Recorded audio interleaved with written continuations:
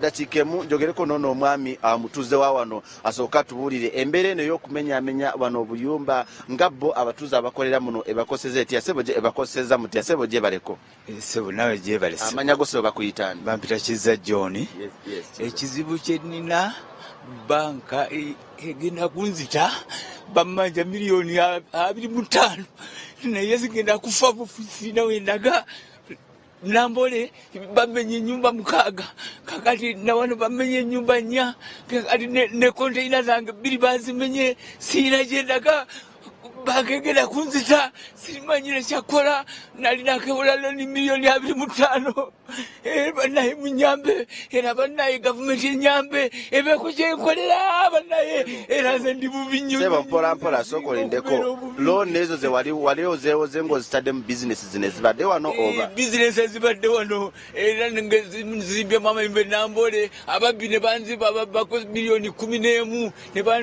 ne banferera mu banka ne banzibako miliyoni 11 sirira badde 10 sina ne wendaga era nze saba government ya wadde inawo business kiwano ku amayumba gaga abiri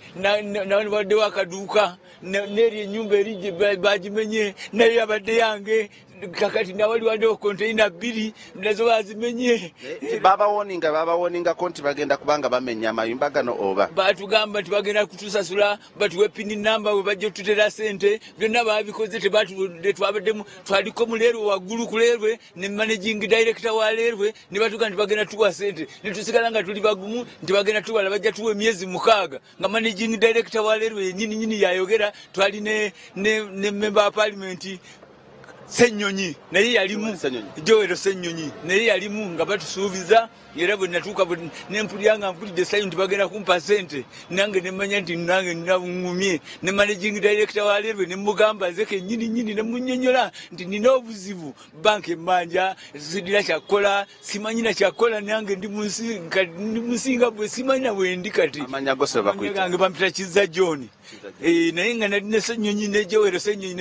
ne gundi ne MD nyini nga naye kwali ne bampa n'ebipapula nawe mbiri n'ewaka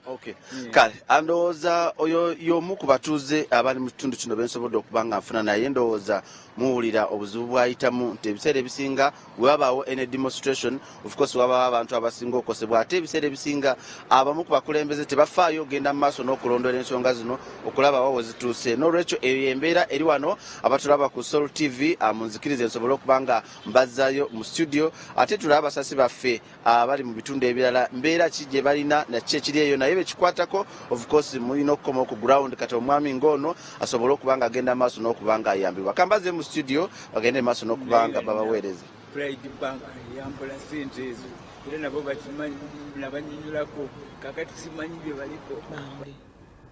omuntu omujjaako tutuyawulira tebanaba kujja